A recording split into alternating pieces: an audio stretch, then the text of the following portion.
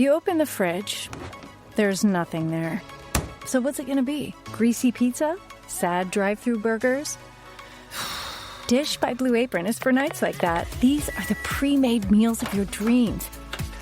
At least 20 grams of protein, no artificial flavors or colors, no chopping, no cleanup, no guilt. Keep the flavor, ditch the subscription. Get 20% off your first 2 orders with code APRON20. Terms and conditions apply. Visit blueapron.com/terms for more. Find the biggest voices in sport on the Sports Social Podcast Network. Like Golf is Ruining My Life with me, Tom Price. And me, Tom Green. Tom, the greatest moment in the golfing calendar is about to unfold. Yep, that's right. Nearly time for me to wear my winter golf gilet. Yeah, and it's also, P.S., Ryder Cup time. Team USA look great. Team Europe look scared. It's all to play for, really. Yes, it is, and it's all over. Golf is Ruining My Life this September. Find us on all podcast platforms. Seriously, though, has anyone seen my new gilet? It's Gore-Tex. It's great. Please wear other clothes with it, Tom. That's offensive. Sports Social Podcast Network. Salut à toutes, salut à tous. Bienvenue pour une longue, très longue journée de vélo aujourd'hui sur les championnats du monde. La course en ligne et la course masculine, 270 km au Rwanda. Ça va être extrêmement dur, extrêmement long. Très peu probablement vont la finir. Ce circuit très compliqué que l'on va faire à 16 reprises avec en plus à un moment une petite sortie dans la campagne. On va sortir de la ville pour aller grimper le mont de Kigali et ses 6 km à 6,7%. Sinon, on passera les 2 mêmes difficultés à 16 reprises donc avec le mur de Kigali qui n'est pas très long mais qui est très pentu à près de 15% de moyenne et puis surtout la côte pavée de Kimi-Urura, 1 km 300 avec 6,2%. Les premiers mètres sont à plus de 11% et donc pavé. Ça va être d'abord une course d'usure et puis on va voir quand est-ce qu'elle va un petit peu s'exciter. Mais voilà, ce genre de course, on l'a vu dans la course féminine hier. Il peut y avoir des surprises. Hier, c'est complètement inattendu la victoire de la Canadienne Magdeleine Vallière sur la course femme. Le fait que voilà, c'est un parcours que personne ne connaît et puis surtout l'absence d'oreillettes, ça permet à souvent des surprises. On n'est pas forcément au courant des écarts, de qui il y a devant, parfois même peut-être de la distance qu'il reste à effectuer. Les coéquipières qui ont du mal à communiquer entre eux pour dire comment ils vont. Bref, ça fait des surprises en général et on verra si ce sera le cas aujourd'hui. S'il n'y a pas de surprise, le vainqueur, ce sera Tadej Pogačar, évidemment, le Slovène, grand favori du jour. Il a en plus une belle équipe avec lui, avec Primož Roglič, qui sera là notamment pour travailler pour lui. Mais il aura 8 équipiers, 9 Slovènes, c'est la seule équipe qui a 9 coureurs.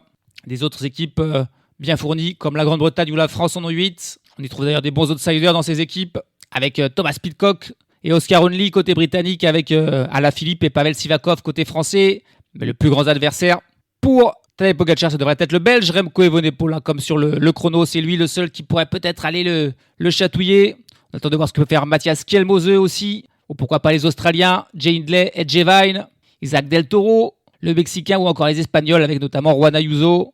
À noter l'absence de quelques coureurs, notamment de Jonas Vingegaard, qui n'est pas venu, pas plus que Mathieu Van Der Poel, que Wout van Aert ou que l'intégralité, on va dire d'ailleurs, des sprinteurs. Il n'y a que Binyam Girmay qui est venu, même s'il n'a aucune chance de gagner.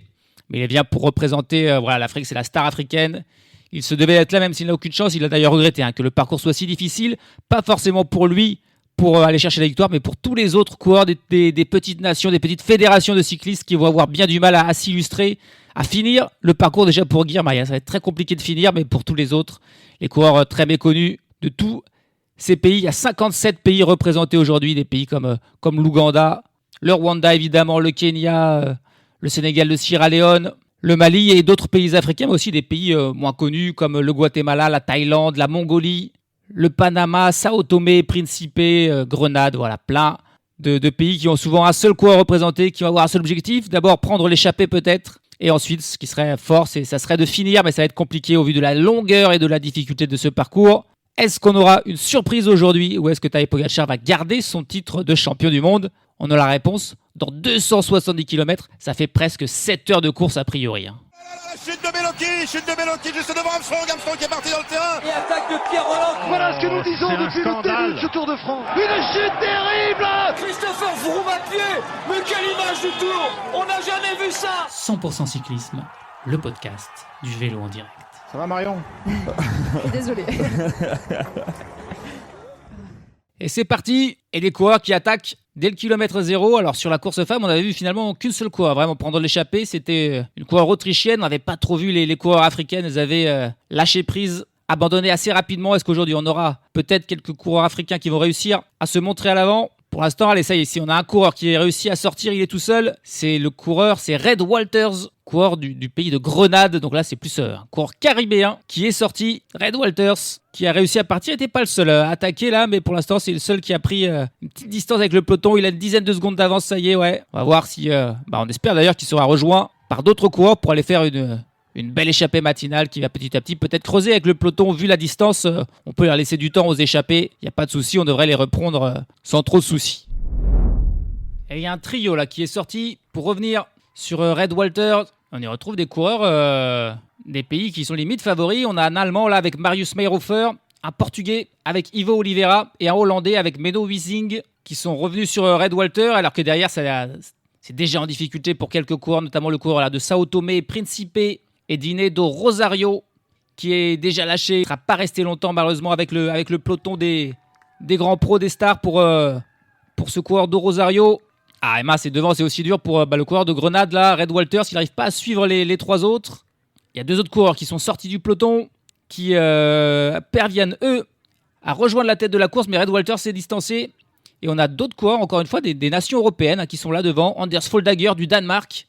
Ça, c'est quand même étonnant. Équipier de Mathias Kielmose et Fabio Christen, le Suisse. Ça aussi, c'est des bons coureurs qui ont pris l'échappée. Et du coup, Red Walters, s'il était devant, il espérait ensuite faire l'échappée. Il n'a pas pu suivre le rythme de ces coureurs-là. Et derrière, ça lâche encore pour d'autres coureurs. On a Mustafa Komora, coureur du Sierra Leone. Et l'autre coureur de Sao Tomé, Principe Mauro da Silveira Alfredo, lâché aussi. Ça lâche aussi pour le Malien Siriki Diarra. 165 coureurs au départ de ces 270 km et de ces plus de 5000 mètres de dénivelé. Je peux vous dire qu'ils ne seront pas 165 à l'arrivée, loin de là.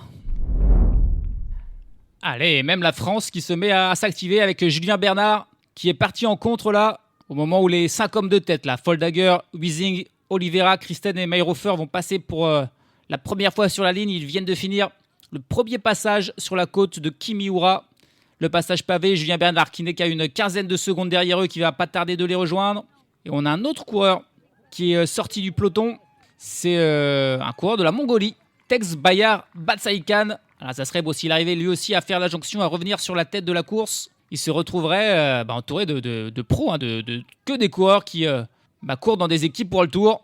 À l'inverse de Batsaikan qui lui court pour une équipe continentale. C'est-à-dire qu'il est quand même semi-professionnel, ce coureur mongol. Et on va voir s'il va réussir à rejoindre la tête de la course. Ça ferait une échappée de cette course. Il est pointé là à environ 40 secondes derrière les hommes échappés. Le peloton, lui, est déjà un petit peu plus loin. Il est en train de ralentir, pointé à 1 minute 30. Mais qu'est-ce que... Mais non, mais c'est pas possible. Alors là, je pensais que j'allais le dire à un moment donné dans cette course, mais pas à plus de 250 km de l'arrivée. L'attaque de Julian Alaphilippe qui est sorti du peloton. Mais qu'est-ce qu'il fait, Julian Alaphilippe? C'est pas possible. Il revient là sur le coureur mongol qui était sur le point de se faire reprendre par le peloton. Batsaikan qui n'a pas réussi à faire la jonction sur la tête de la course. Et Julian Alaphilippe qui est sorti, qui s'est mis dans sa roue. Alors c'est formidable là, pour le coureur mongol d'être dans ce duo-là avec Alaphilippe. Mais derrière, le peloton qui réagit, le peloton qui est déjà en train de rouler. Les équipes slovènes et belges qui ont pris les choses en main, qui se sont mis immédiatement à déjà limiter l'écart avec les 6 hommes de tête, donc, que sont Anders Foldager, Julien Bernard, Menno Wiesing, Ivo Oliveira, Fabio Christen et Marius Meyerhofer. Et malgré ce rythme déjà imprimé par les Slovènes et les Belges, Julien Alaphilippe a décidé d'attaquer. Il essaie de dire là au coureur mongol de le suivre, mais il n'y arrive pas. Et je pense qu'ils vont être tous les deux repris. Là, c'est qu'est-ce qu'il fait Julien Alaphilippe? C'est vraiment improbable. Alors que derrière, ça continue déjà pour de nombreux coureurs d'être lâchés.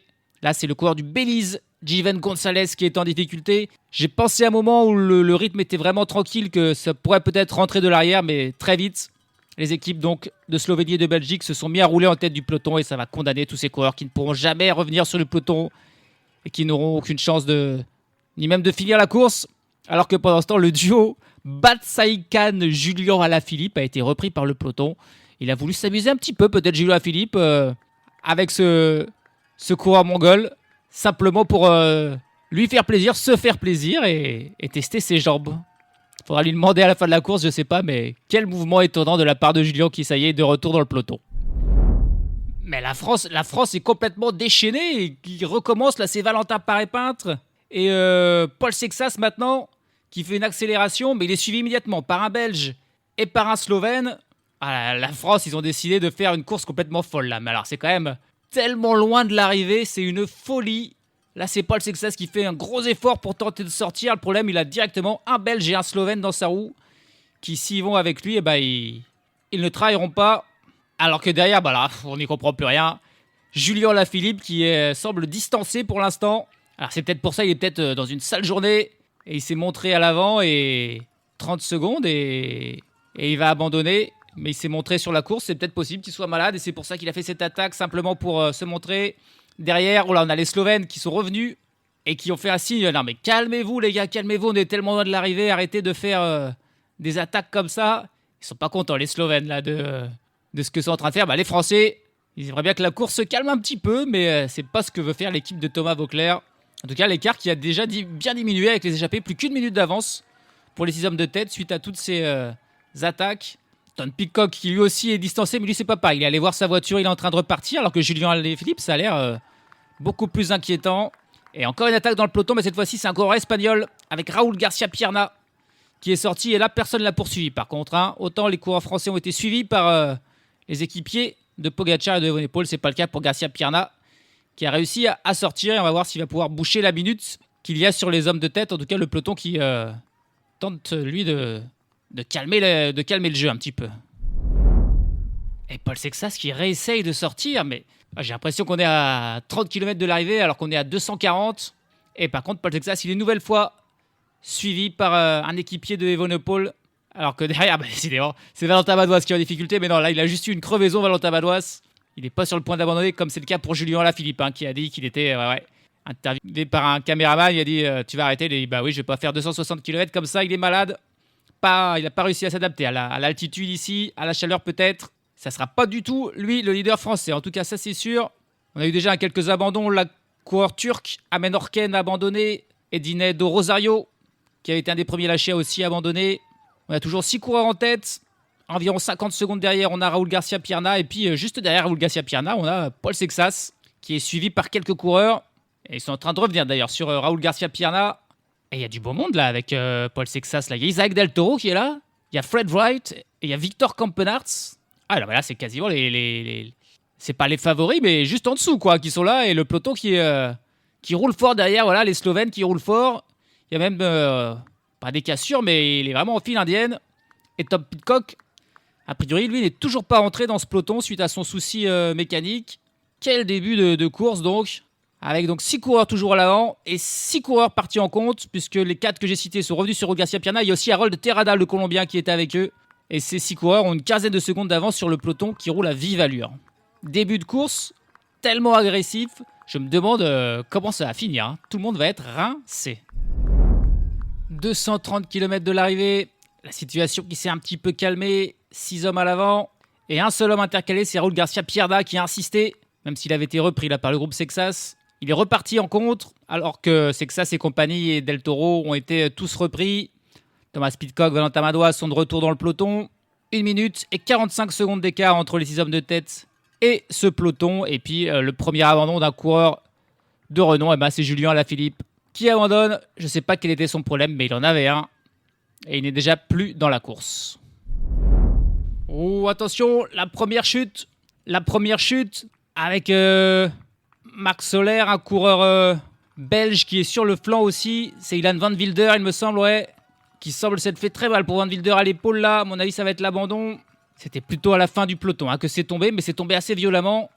Et ça sent pas bon pour Van Wilder, ça sent pas bon pour Marc Soler non plus. Il y avait encore 3-4 autres coureurs qui ont été pris dans cette chute. Il y a aussi un coureur italien, j'ai pas vu qui c'était. J'ai pas cité Giulio Ciccone parmi les potentiels outsiders du jour quand même pour l'Italie qui est là.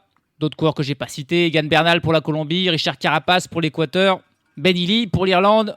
Voilà des coureurs qui pourraient aussi avoir leur mot à dire aujourd'hui. Oh là, on voit un coureur là complètement déchiré son dossard, c'est Björn Kurt. Le Britannique, malgré son nom de Hollandais, il est britannique, Björn Kurt, il est complètement déchiré, il est reparti, l'équipier de Thomas Pidcock, mais il va être compliqué pour lui d'être un grand secours. Première chute, et elle aura fait quand même quelques victimes. Pendant ce temps à l'avant, superbe travail de Raúl García Pierna qui a réussi à revenir sur les 6 hommes de tête. On a donc une échappée de 7 coureurs. Puis il y a un autre coureur qui tente de faire aussi bien, mais ça sera beaucoup plus compliqué. C'est le coureur qui joue à domicile, le Rwandais Eric Manizabayo, qui est sorti du peloton. Il a pris une dizaine de secondes d'avance sur ce peloton mené toujours par les coureurs de la Slovénie. Mais il n'arrive pas à beaucoup plus creuser l'écart. Ça sera compliqué pour Manizabayo de faire partie de l'échappée du jour, à mon avis. 193 km de l'arrivée désormais. On vient de finir le 5e tour de circuit. Et les 7 hommes de tête ont 3 minutes et 11 secondes d'avance sur le peloton. Un peloton où est revenu Eric Manizabayo qui aime tenter de réattaquer ensuite, mais il était de nouveau repris. Le Rwandais est déchaîné, mais il n'arrivera pas à être dans l'échappée. Et puis des abandons pour ceux qui sont tombés, pour Björn Kurt, pour Marc Soler, pour Ilan van Wilder. Abandon aussi pour de nombreux coureurs des petites fédérations. Britton John pour le Guyana. Les 2 coureurs maliens ont abandonné. Mais surtout un abandon encore une fois inattendu et qui n'est pas dû à la chute, mais à une méforme. Et c'est côté français avec Louis Barré qui a lui aussi abandonné. Ça commence à faire beaucoup là déjà pour la France avec Alaphilippe et Barré qui ne sont plus là. Est-ce que ça veut dire que tous les Français sont un peu malades, pas bien ? On verra ça. Mais en tout cas, c'est pourtant pour l'instant pas bon signe. La course qui s'est en tout cas définitivement calmée, assagie. On va encore faire 5 fois ce tour avant de sortir de la ville pour aller grimper le mont Kigali, qui est situé à environ 100 km de l'arrivée, avant de revenir ensuite en ville pour de nouveau faire ce circuit 6 fois. On va voir dans cette ascension du mont Kigali si peut-être il y aura des attaques, même si ce sera évidemment loin de l'arrivée. Et puis en tout cas, on ne laisse pas plus de 3 minutes d'avance aux échappés, étant donné qu'il n'y a pas d'oreillette. On se méfie un petit peu, alors que sur un parcours comme ça, on aurait pu largement leur laisser 5, 7, 8 minutes. C'est pas le cas. Et non que 3 minutes. Il faut dire qu'il y a du beau monde devant avec des coureurs comme Fabio Christen, comme Garcia Perna ou Julien Bernard. Allez, là on voit bien les conséquences de l'absence d'oreillette, parce que Tadej Pogačar a priori s'est arrêté pour assouvir un besoin naturel. Alors c'est pas facile ici vu qu'il y a du monde partout sur le parcours, c'est un petit circuit, il faut aller un petit peu passer au stand, et il est reparti. Alors il y a 2 coéquipiers quand même à qui il a prévenu qu'il allait aux toilettes et donc ils l'ont attendu, mais les autres sont pas forcément au courant parce que dans le peloton, la Belgique roule, mais aussi des coureurs slovènes qui continuent de rouler sans se rendre compte que Tadej Pogačar n'est plus là. Il est accompagné par 2 équipiers. Il tente de remonter la file des voitures, mais il est un petit peu derrière quand même. Pointé à une trentaine de secondes, en compagnie de Matej Moric et Domen Novak. Il y a Di Dunbar aussi qui est là, qui le suit. Mais du coup, voilà, les autres équipiers qui sont dans le peloton, eux, continuent de rouler alors que le leader n'est plus là. Et puis on note encore quelques abandons assez importants. Will Barta pour les États-Unis. Les États-Unis qui sont la seule autre équipe avec la Belgique et la Slovénie à rouler. Alors ce qui est assez étonnant, ils ont certes Quinn Simmons, je pense, comme leader, mais je pense pas que ce soit leur boulot à eux de rouler derrière les échappés. Luc Plapp pour l'Australie en grande difficulté va aussi abandonner. On a vu aussi Félix Engelhardt pour l'Allemagne abandonner. Donc voilà, petit à petit, le peloton qui se réduit. Alors que pendant ce temps-là, Tadej Pogačar s'efforce de revenir. Il va finir par rentrer dans le peloton. Mais ça va lui coûter un petit effort. C'est vrai que là, les arrêts pour aller aux toilettes, c'est compliqué parce qu'il n'y a aucun endroit pour le faire. 170 km de l'arrivée désormais. 2 minutes et 30 secondes seulement d'avance pour les 7 hommes de tête. Ça fait pas mal de temps qu'il ne se passe plus grand chose. Désormais, dans cette course, on est à 140 km de l'arrivée désormais. Encore 2 minutes et 7 secondes d'avance pour les hommes de tête. On est toujours sur le circuit. On n'a toujours pas fait notre petite escapade dans la campagne avec l'ascension du mont Kigali, mais ça ne saurait tarder. Les seuls événements qui se passent, c'est les abandons qui continuent. On a notamment 2 coureurs de moins du côté slovène avec Matic Zumer et Matej Govekar qui ont abandonné. Plus surprenant, on a vu Ivan Romeo être distancé, l'Espagnol. Puis on a vu aussi le Mongol, celui qui avait tenté là, de prendre l'échappée, Tej Bayar Batsaika. Il était encore là, mais là, ça y est, il a lâché, il ne devrait pas tarder à abandonner. Et puis une nouvelle équipe quand même qui s'est placée en tête de ce peloton. C'est l'équipe mexicaine avec Eder Frare là, qui roule pour Isaac Del Toro, qui vient aussi donc passer quelques redés, aider la Belgique et la Slovénie. Dans un peloton qui se réduit, mais il y a bien encore une centaine de coureurs dans ce peloton, qui est donc encore nombreux. Il y a encore des coureurs africains dedans. Là, on voit le coureur ougandais, Charles Kagimou, qui ferme la marche de ce peloton. Les Africains et les coureurs des petites fédérations n'auront pas réussi à être dans l'échappée du jour, mais ils s'accrochent encore dans le groupe principal. Et l'échappée qui commence à exploser un petit peu là, les 7 hommes de tête. Une accélération d'Ivo Oliveira, le Portugais, qui n'est suivi que par Anders Foldager, le Danois, et par Julien Bernard, le Français. Mais là, c'est compliqué pour les autres. Là, Menno Wiesing qui était avec ces 3-là, vient de lâcher. Et les 3 autres sont encore un petit peu plus loin là. Raoul Garcia Pierna, Fabio Christen et Marius Meyerhofer qui se sont fait distancer là dans cette ascension. Juste au moment de sortir du circuit et d'aller faire d'abord la côte de péage, 2 km à 6% et ensuite le Mont Kigali. Eh ben, ils n'attaqueront pas ce Mont Kigali en étant 7, mais peut-être en étant que 3. Et qu'avec le peloton qui continue de se réduire, plus qu'1 minute 40. Gros travail de Florian Vermeersch, notamment pour la Belgique, dans ce peloton. Mais la Slovénie qui est aussi là, qui est un petit peu disparu des radars, là, en tête du peloton, mais qui reprend les choses en main désormais, l'équipe de Tadej Pogačar. Du côté des abandons, on a vu Callum Scottson pour l'Australie abandonné. On a vu 2 coureurs aussi en difficulté, le Français Jordan Jegat et le bon Mexicain Antonio Mergado, mais c'est pas un parcours vraiment pour lui. Lui aussi était distancé, va probablement abandonner. On est dans le Mont Kigali et en fait c'est là que sont les gens. C'est vrai que sur le circuit il y a du public mais c'est pas la folie, alors que là c'est la folie. Il y a un monde de fous. Au bord des routes en fait je pense que les gens ils ont voulu faire le moins de marche possible pour aller voir la course et il y a beaucoup de gens qui vivent là dans la banlieue, dans les faubourgs de Kigali et du coup là il y a vraiment une énorme foule et en plus c'est une ascension donc c'est la plus dure. Les coureurs vont passer lentement, alors ils vont passer qu'une fois par contre. Alors qu'il serait sur le circuit, il le verrait passer plein de fois. Mais voilà, là, il y a vraiment énormément de monde. Et on a donc 3 hommes en tête. Anders Foldager, Julien Bernard, Ivo Oliveira, qui ont 1 minute 40 d'avance sur le peloton. Un peloton qui vient d'être lâché. Florian Vermeersch, c'est lui qui a le plus travaillé. Depuis le début de cette course, Florian Vermeersch, il a fini son travail pour aujourd'hui. Et puis on annonce aussi Binyam Girmay, qui est distancé. Et forcément, c'est pas le meilleur des grimpeurs. Girmay, il va s'accrocher peut-être. Mais là, a priori, il est un petit peu distancé. Et on va voir si dans cette ascension, il y aura peut-être des premières accélérations véritables des leaders ou non. Il n'y a plus qu'un seul homme en tête, c'est Julien Bernard. Il a fait son rythme et il a lâché Ivo Oliveira. Et là, c'est Anders Foldager qui lâche à son tour. Plus qu'un homme en tête. C'est le Français Julien Bernard désormais. Il a 1 minute d'avance sur le peloton qui est mené par la Slovénie, là, avec Tadej Pogačar déjà en 2e position du peloton. Ça lâche pour pas mal de coureurs. Ça a lâché notamment pour Matej Moric, tiens, comme équipier de Pogačar. Il ne doit plus lui rester grand monde à Pogačar. Il doit lui rester Roglic évidemment. Et certainement Domen Novak, son habituel équipier ange gardien. Elle envoie l'image du peloton. Il y a quoi ? Il y a 50 coureurs encore dans le... Non, même pas. 40 coureurs dans le peloton, je dirais. Il y a des passages à plus de 12% là. On voit Valentin Madouas en difficulté à l'arrière. Et c'est parti. Il a attaqué Pogačar avec Evenepoel immédiatement de sa roue avec Ayuso. Avec un Suisse qui suit là, c'est Marc Hirschi qui est aussi immédiatement dans la roue. 104 km de l'arrivée. C'est Jan Christen qui est là pour la Suisse. Allez, Pogačar qui continue. Remco Evenepoel qui ne peut pas suivre. Remco Evenepoel qui semble pas pouvoir suivre là. Il y a Juan Ayuso qui suit. Il y a Jan Christen. Et il y a Sjanovic de Brooks qui suit pour la Belgique par contre. Mais pas Remco Evenepoel, il a explosé. Et ouais, Richard Carapaz qui tente de faire un jump pour y aller. Isaac Del Toro qui tente de faire le jump aussi, là, Paul Sexas dans la roue de Del Toro, Jay Hindley, et Pogačar qui en remet une. Mais c'est pas possible. On est à 104 km de l'arrivée. C'est pas possible. Une foule hallucinante, déchaînée, et Pogačar qui se sent pousser des ailes. Pourtant, il avait dit l'an passé que c'était une erreur d'attaquer à 100 km de l'arrivée. Et il a recommencé la même erreur. Enfin, la même erreur. Il était champion du monde, donc c'était pas tant une erreur que ça. Et pour l'instant, il a Ayuso qui est le seul à suivre. Au moment, ils reprennent déjà Julien Bernard. Non, mais il y avait 1 minute, il y a 500 mètres. Oh là là là là. C'est tellement pentu là. C'est des passages à 17%, ça va jusqu'à 20%. Et il insiste Pogačar pour en plus, c'est Ayuso qui est son équipier chez la Team Emirates. Mais un équipier qui a parlé de dictature du côté de la Team Emirates. Donc a priori, c'est pas l'entente cordiale. Et en tout cas, c'est bien Ayuso, l'adversaire numéro 1, parce que Remco Evenepoel, il a été distancé et il recule petit à petit. Mais c'est pas celui qu'on attendait, mais c'est intéressant de voir Juan Ayuso, qui est un petit peu celui qui s'est rebellé contre le prince Pogačar, justement, au sein de l'équipe Team Emirates. Donc, ils sont pas copains.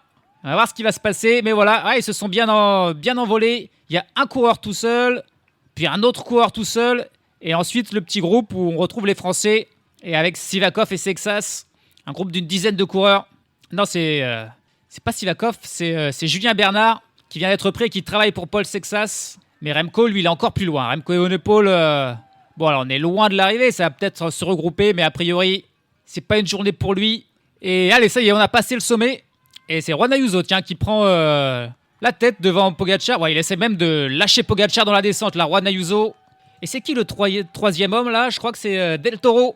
Oh, si c'est Isaac Del Toro qui est un autre coureur de la Team Emirates qui reviendrait et qui, pareil, ça s'est pas du tout entendu avec Juan Ayuso sur le Giro. Ça serait une guerre des nerfs assez formidable. Et le quatrième coureur qui est intercalé tout seul, je crois que c'est le Suisse Jan Christen. Et derrière, c'est le peloton, on va dire, un groupe de 10-15 coureurs. On retrouve les autres outsiders comme Skelmose, comme Roglic, comme Carapaz. La descente sera rapide et ensuite, il y aura le mur de Kigali. Il est pas long, mais il a 15% de moyenne, 300 mètres. Et on a un trio, parce que Del Toro qui vient de rentrer. Le trio Del Toro, Ayuso, Pogačar. On comprend mieux pourquoi la Team Emirates remporte tout.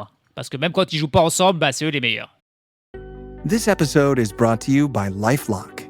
Between two-factor authentication, strong passwords, and a VPN, you try to be in control of how your info is protected.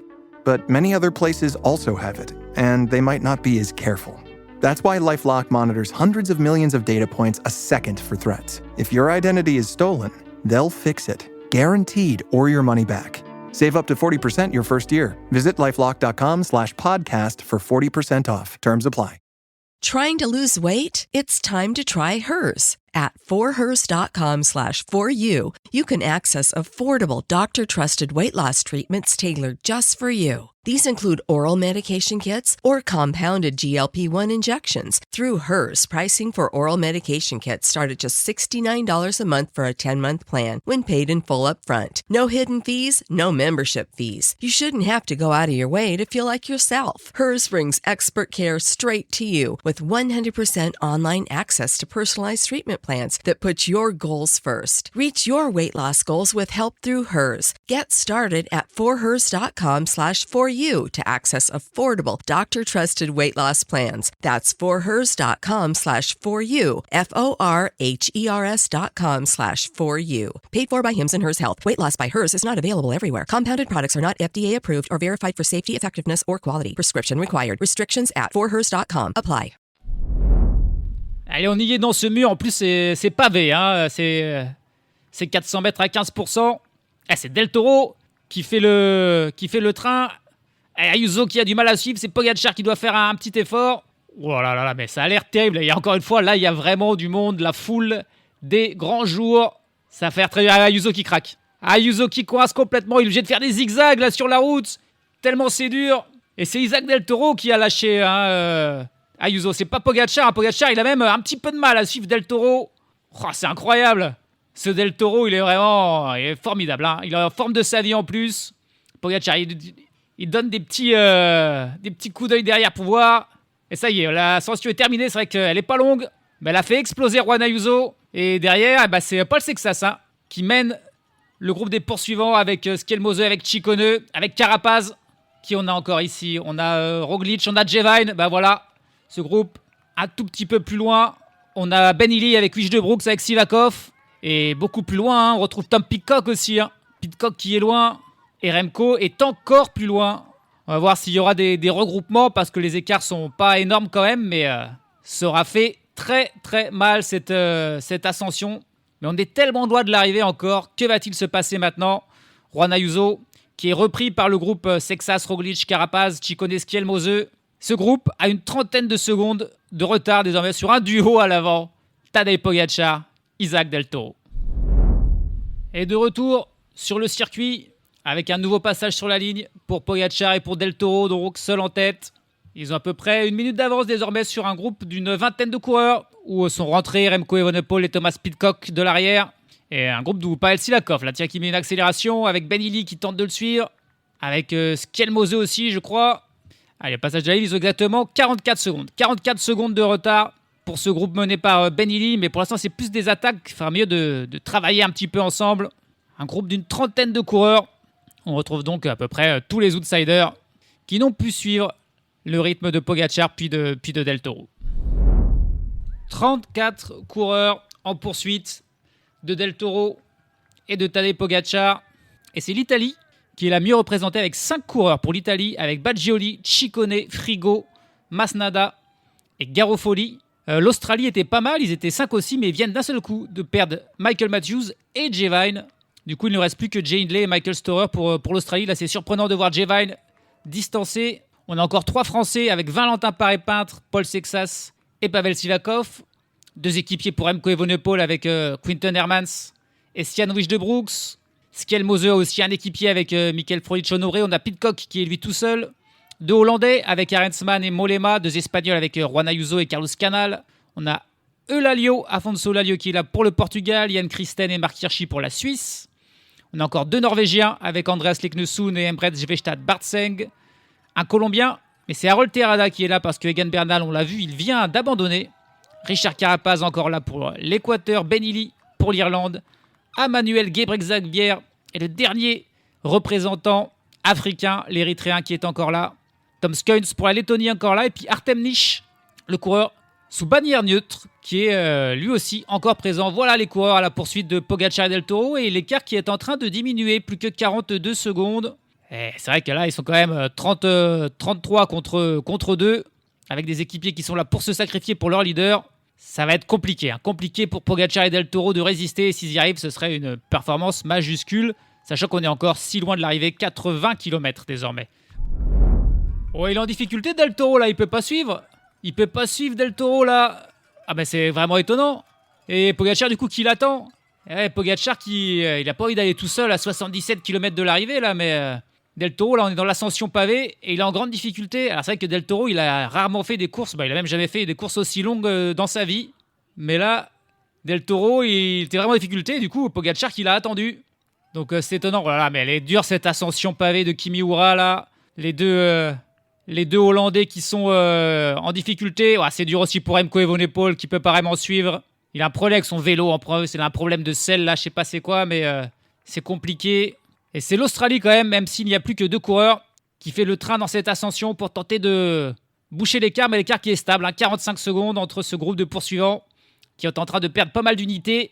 Et le duo à la tête, mais un duo qui est en difficulté avec un Del Toro qui semble vraiment à la limite. Mais qu'est-ce qu'il fait Remco Evenepoel ? Il s'arrête pour, encore une fois, changer de vélo. Mais sauf que sa voiture n'est pas là.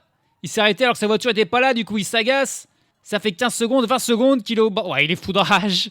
Mais c'est lui qui fait l'erreur et il perd un petit peu en lucidité. Là, je crois Remco Evenepoel parce qu'il s'est arrêté alors que il suffit de se retourner pour savoir que sa voiture n'était pas derrière lui. Il aurait pu continuer de rouler encore un peu. Mais là, Remco, à mon avis, c'est définitivement fini là.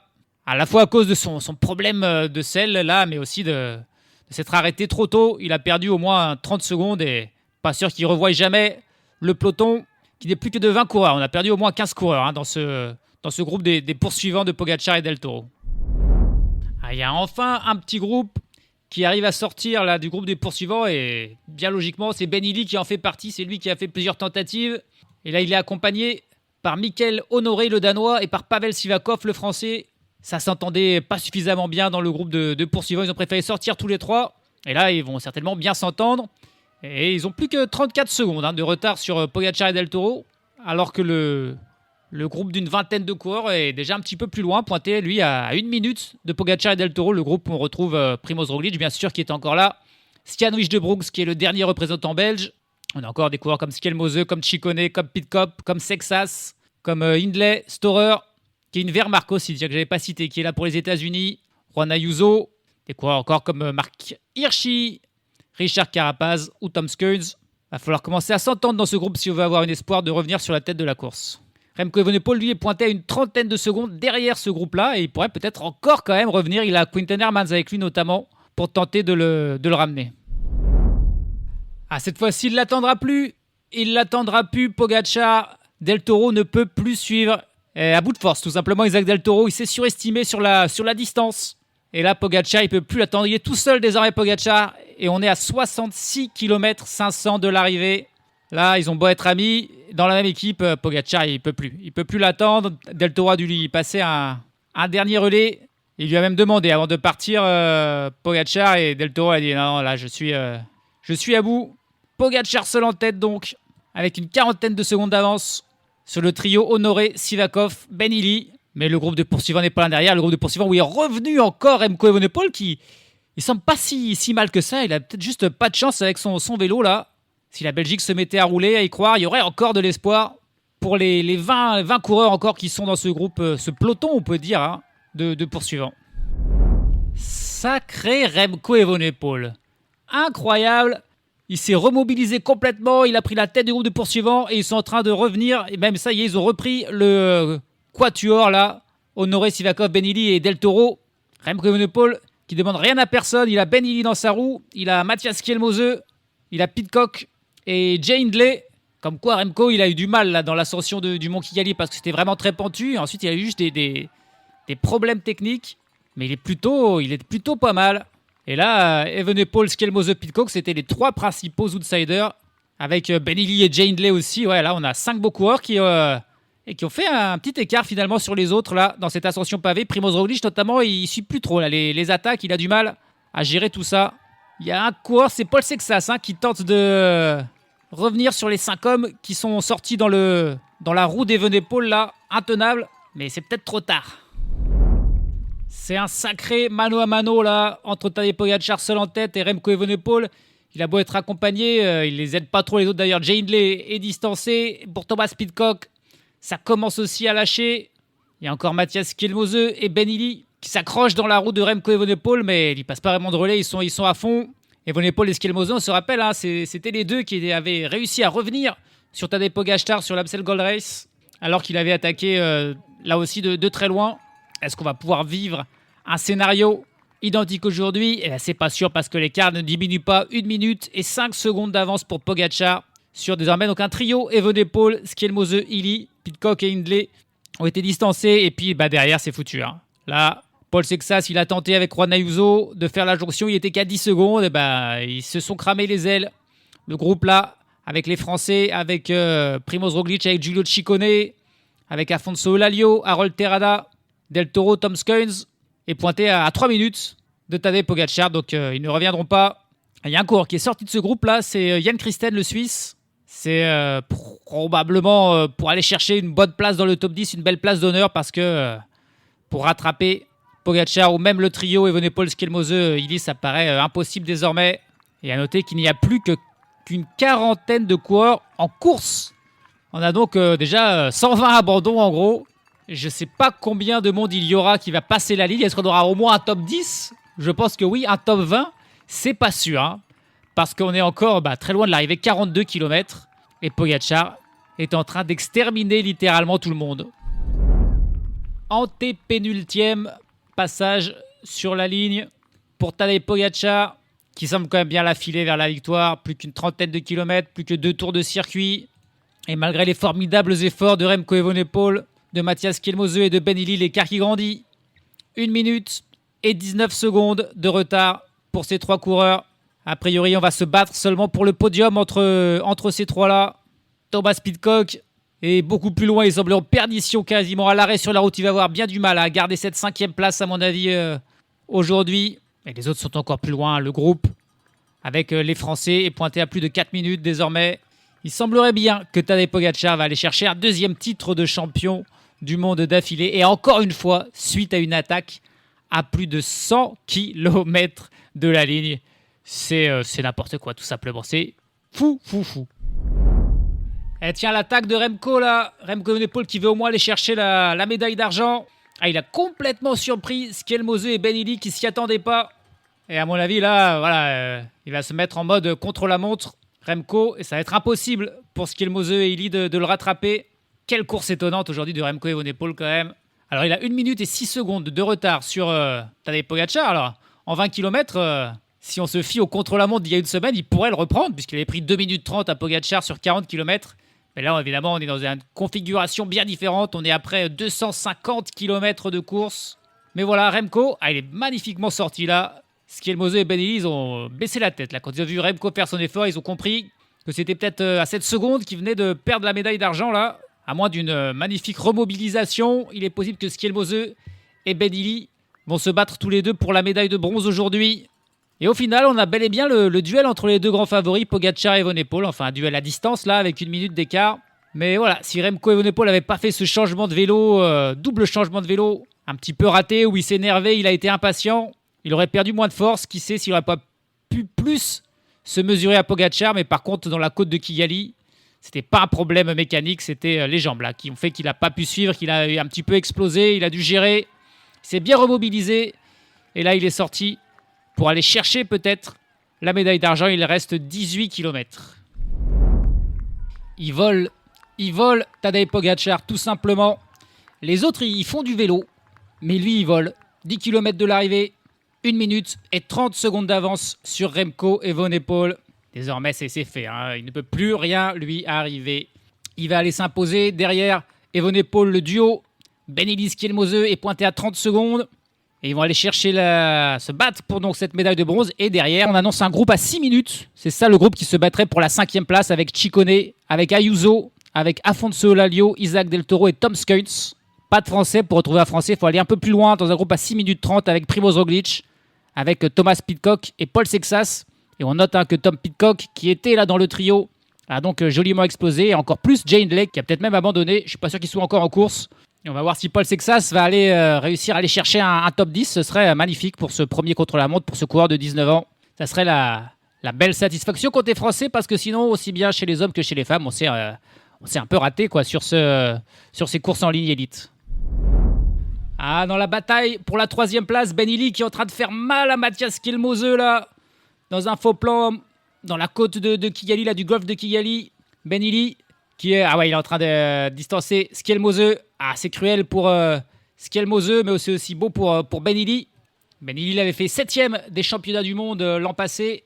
Skelmose, lui, ne les avait pas terminés. Et aujourd'hui, il est parti pour faire 4e Skelmose a priori, parce que Benelli s'est débarrassé de lui à 5 km de l'arrivée. Enfin, 5 km de l'arrivée. C'est Pogačar qui était à 5 km de l'arrivée. Eux, ils sont un tout petit peu plus loin.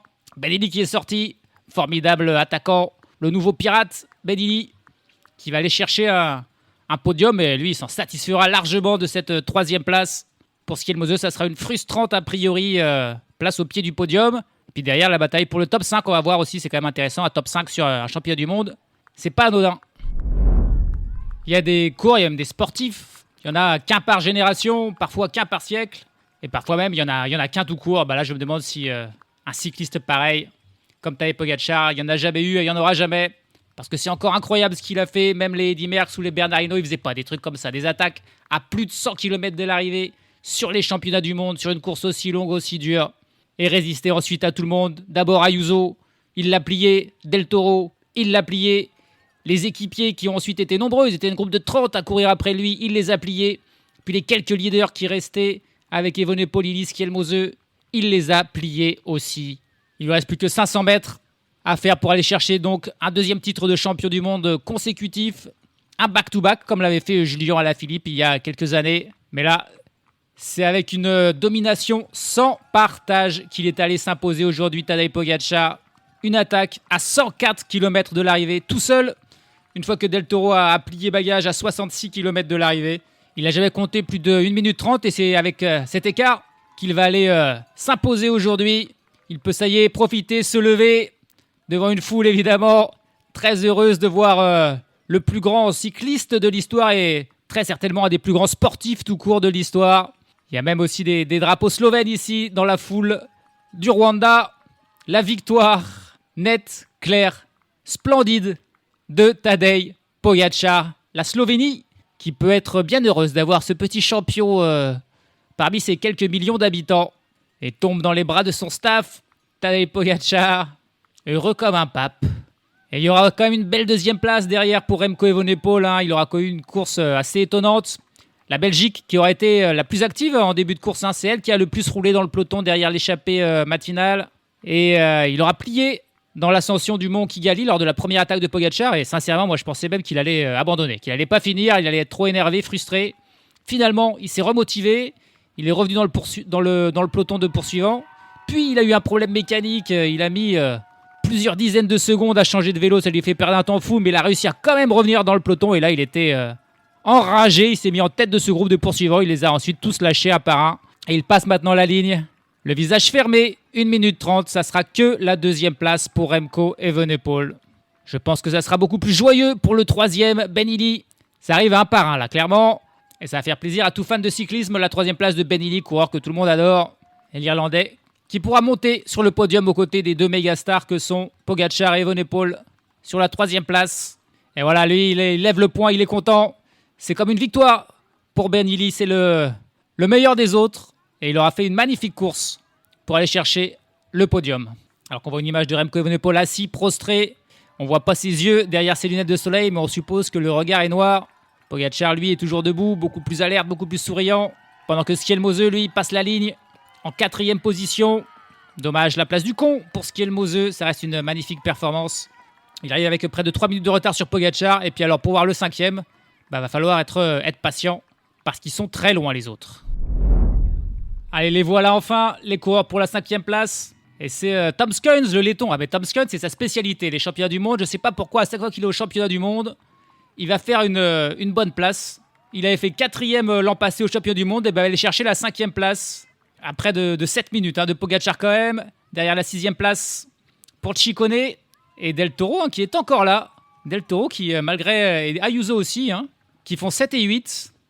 Les deux seuls qui ont réussi à accompagner Pogačar pendant un temps. Ils ont explosé, mais ensuite ils se sont pas complètement écrasés. Et font 7 et 8. Afonso Lalio, magnifique là, le portugais. Pas forcément un des coureurs le plus attendu pour le top 10 qui arrive pour la 9e place. Et alors, qui sera le dernier coureur dans le top 10 ? Est-ce que ce sera Paul Sexas ? Est-ce que ce sera Primož Roglič ? Est-ce que ça sera Tom Pidcock ? A priori, c'était les 3 qui étaient ensemble.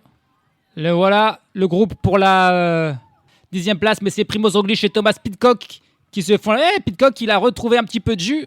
C'est Pidcock qui me semble bien qui vient prendre la 10e place devant Roglič. Et Paul Sexas qui est là dans ce groupe et qui va passer en 13e position avec Mikel Honoré juste devant lui. Mais ces coureurs qui arrivent avec 9 minutes de retard sur Tadej Pogačar, Harold Terrada qui passe juste derrière Sexas en 14e position. Des écarts impressionnants sur ces championnats du monde. Et là, on n'a pas Elsiakov, un autre Français qui passe la ligne en 15e position après de 10 minutes de Pogačar. Tous les coureurs arrivent absolument à bout de force. Il n'y en a qu'un qui avait l'air relativement frais. C'est le vainqueur, Tadej Pogačar. Il aura attendu avant d'avoir la réussite sur les championnats du monde. Il avait fait 18e pour sa première participation en 2019, 33e en 2020, 37e en 2021, 19e en 2022, puis 3e en 2023 et cette fois-ci en 2024. Il s'est imposé et en 2025 aussi. Et de quelle manière donc, une échappée de 104 km tout simplement. C'est évidemment le nouveau record pour Pogačar qui portera encore le maillot de champion du monde l'an prochain et ça lui va si bien. C'était la 105e victoire de sa carrière et il en aura bien d'autres l'an prochain avec ce maillot. Il devance donc Evenepoel qui fait 2e de 1 minute 28, Ben Illy 3e à 2 minutes 16, Matthias Schielmose 4e à 2,53 et puis ensuite les gros écarts, Tom Skuns 5e à 6,41, Ciccone devant Del Toro et Ayuso sont à 6,47, Elalio à 7,06, Pidcock prend la 10e place devant Primož Roglič à 9,05, Mikel Honoré, Paul Sexas 13e et premier français, ainsi que Harold Terrada sont à 9,07, Pavel Sivakov à 9,47. Le reste, Jay Hindley, Andrea Baggioli, Mark Hirschi, Michael Storer, Carlos Canal, Bauke Mollema, Gianmarco Garofoli, Kevin Vermaerke, Artem Nish, le coureur sans drapeau qui court sous bannière neutre, qui a fini, qui termine 24e. Andreas Leknesund 25e, Wish de Brooks, Svestad Bartsengs, Valentin Paré-Peintre, Jan Christen et Emmanuel Gebrexiabier, l'Érythréen, le seul Africain à avoir fini la course. Mais bon, c'est pas un amateur du tout. Gebrexiabier, c'est un grand professionnel qui court du côté de la Lidl Trek. Il a terminé 30e et dernier. Ils ne sont que 30 coureurs à avoir fini ces championnats du monde. 135 ont abandonné. Emmanuel Gebrexiabier, il termine à 12 minutes et 4 secondes. Le dernier à avoir réussi à vaincre ce terrible parcours rwandais qui aura mis tout le monde dans le rouge. Mais la saison pour Tadej Pogačar et pour 100% cyclisme aussi n'est pas finie parce que la semaine prochaine, c'est le début des championnats d'Europe. Et il y aura encore Tadej Pogačar, un titre qu'il n'a en plus jamais gagné, le titre de champion d'Europe. Il y aura normalement Remco Evenepoel aussi, mais il y aura également pour la première fois Jonas Vingegaard comme ça sur une course d'un jour face à Pogačar. C'est rarement arrivé. Donc on a hâte de voir ça. En plus, ça aura lieu en France. Donc on verra si les Français pourront faire un petit peu mieux quand même que sur ce championnat du monde où 2 13e places. Juliette Labousse chez les femmes ou Paul Sexas chez les hommes. Ça reste décevant. On espère que ce sera mieux sur les championnats d'Europe. Par contre, pour vaincre un Tadej Pogačar, ça paraît bien compliqué. On verra ça. Salut à tous. Salut à toutes. Lowe's knows how to help make your home holiday ready for less. Get Select Style Selections vinyl flooring for just $1.99 per square foot and have it installed before the festivities begin. Our team can help you every step of the way. See a Lowe's Red Vest associate or visit Lowe's.com/holiday install to get started. Lowe's, we help, you save. Basic install only. Date restrictions apply. Subject to availability. Installed by independent contractors. See associate for details. Contiguous U.S. only.